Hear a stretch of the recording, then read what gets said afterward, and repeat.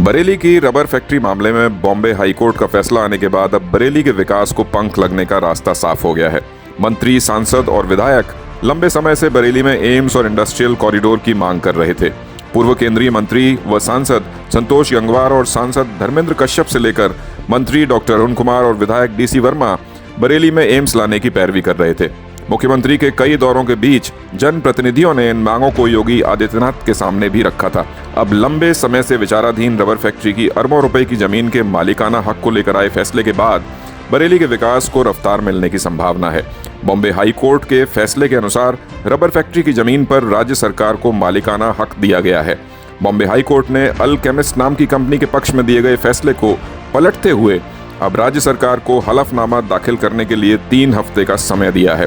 फैसला आने के बाद रबर फैक्ट्री के कर्मचारियों में भी खुशी की लहर दौड़ गई है। फैक्ट्री के करीब 1400 कर्मचारियों को करोड़ों रुपए का बकाया मिलने की उम्मीद जाग उठी है। बॉम्बे हाईकोर्ट के अहम निर्णय के बाद रबर फैक्ट्री की जमीन पर मालिकाना हक मिलने के बाद राज्य सरकार तय समय में हलफनामा दाखिल करके अपना पक्ष रखेगी। जमीन मिलने की राह खुलने के बाद अब बरेली की इस 1300 एकड़ जमीन पर एम्स और इंडस्ट्रियल कॉरिडोर बनने की संभावनाएं भी प्रबल हो गई हैं। फैसला आने के बाद वन मंत्री डॉक्टर अरुण कुमार ने दावा किया कि रबर फैक्ट्री की जमीन पर एम्स की स्थापना के साथ ही इंडस्ट्रियल कॉरिडोर बनाने की पहल भी तेजी से आगे बढ़ाई जाएगी।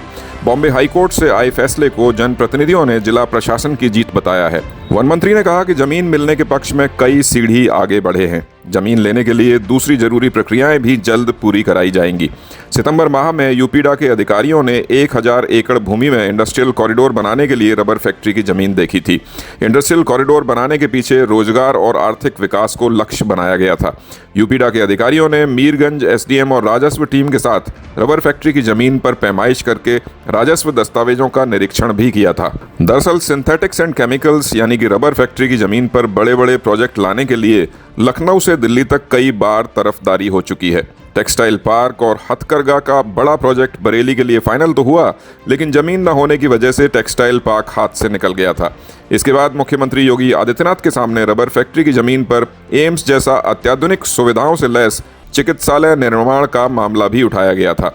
जिला प्रशासन की ओर से रबर फैक्ट्री केस की पैरवी कर रहे अपर जिलाधिकारी वित्त एवं राजस्व संतोष बहादुर सिंह का कहना है कि मुंबई के सेठ किलाचंद को जमीन देने के दौरान 1960 में तत्कालीन राज्य सरकार की ओर से तैयार की गई सेल डीड के अहम तथ्य से ही यह निर्णय राज्य सरकार के पक्ष में आया है।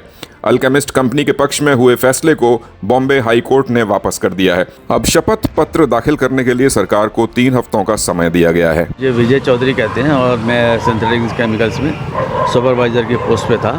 99 विगत से फैक्ट्री बंद है, तब से हम तमाम जगह अपने वेतन और जो बेनिफिट्स के लिए प्रयासरत हैं। कोर्ट के नज़रिए को बहुत अच्छे नज़रिए से देखते हैं।